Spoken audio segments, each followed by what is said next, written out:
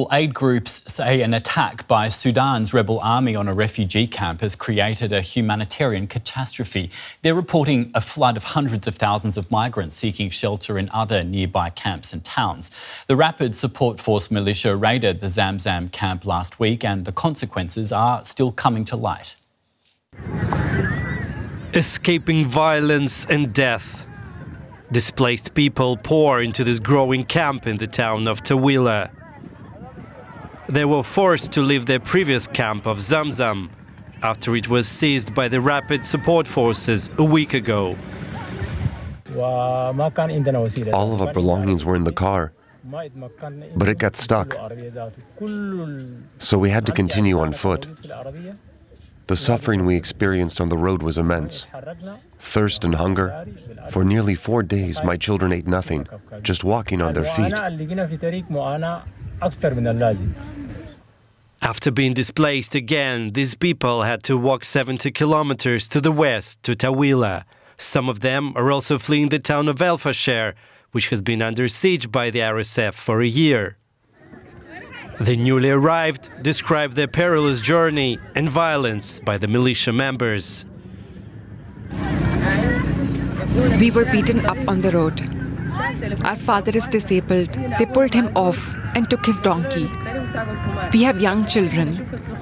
My brothers were also beaten up. They took everything from us. They say many people didn't survive the march to Tawila.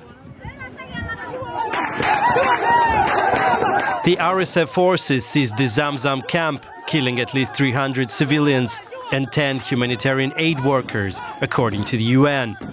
The militia denies the accusations. Some 400,000 people were displaced from the camp after the takeover. Sudan is stuck in a 2-year brutal civil war between the RSF and the regular army. The conflict has devastated regions like Darfur, where the militia is now fighting to maintain its stronghold after recent army successes in the capital, Khartoum.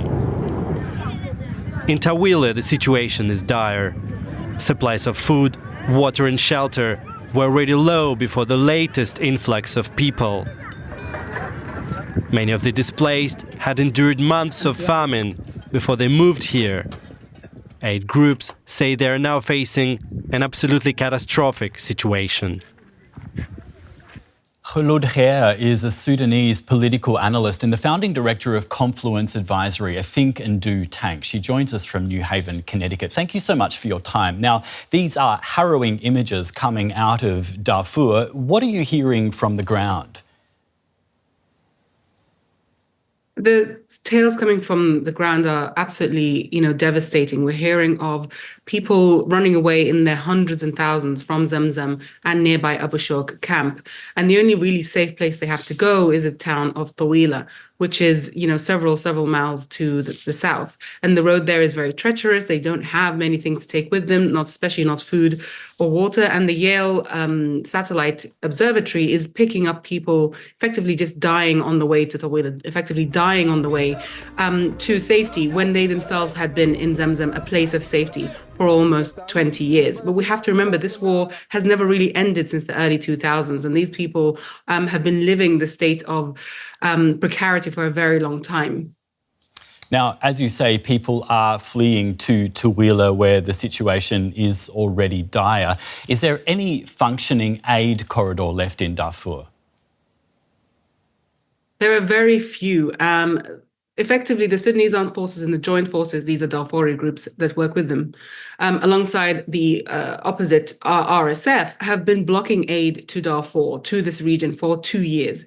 Now, some of them are asking for that aid to come in. The Sudanese Armed Forces is asking for aid to come in, but the infrastructure is not there. The permits, the approvals, the permissions are not there. And the RSF has physically blocked trucks coming in for aid to children from coming into the entire Al-Fashir, Zamzam, Abu Shok area. And this means that both major parties to this war are effectively starving out civilians. They have been for 2 years. Now the RSF is besieging the town, besieging the Zamzam camp and Abu Shok, and it's clearing them out. Effectively, that's a euphemism for killing anybody inside. They've designated these camps as military camps, and that gives them the pretext to attack these camps, and they make no distinction between armed combatants and women and children. And what this means is that the people of Al-Fashir are effectively being ethnically cleansed as we speak. Now, let's talk a bit more about Al-Fashir, which for our viewers is the regional capital of North Darfur. This appears to be the next major battleground. Why is Al-Fashir so important to the Rapid Support Forces? Al-Fashir is not just the capital of North Darfur, but in times past, it was the capital of all of Darfur. It's a huge town. It was a huge market town as well. It's also a large crossing point in the Sahara, in the Sahel. But taking Al-Fashir would mean for the RSF that they're able to take chiefly most of the Libyan border, the border with Chad, and of course, then they already have the border with the Central African Republic. This would mean that the western borders of Sudan would effectively be under their control. This allows them to bring in troops, to bring in resources, to bring in arms, of course, as well as fuel. And it also allows them to take out Sudan's resources that they are smuggling to feed their war effort far more quickly. But it also would mean a decisive geographic victory coming off the back of their recent losses in the center of the country, having lost the capital, Khartoum, and surrounding states. So for them, this is really important ahead of the rainy season when fighting tends to slow down a bit and mediation tends to pick up. They want to ensure they have the western part of the country to be able to come to the mediation table from a position of relative strength. In all of this, it is Sudan's civilians, again, who end up paying for these machinations. Kholood Khair, a Sudanese political analyst, thank you so much for breaking this down for us. We really appreciate your time today. Thank you.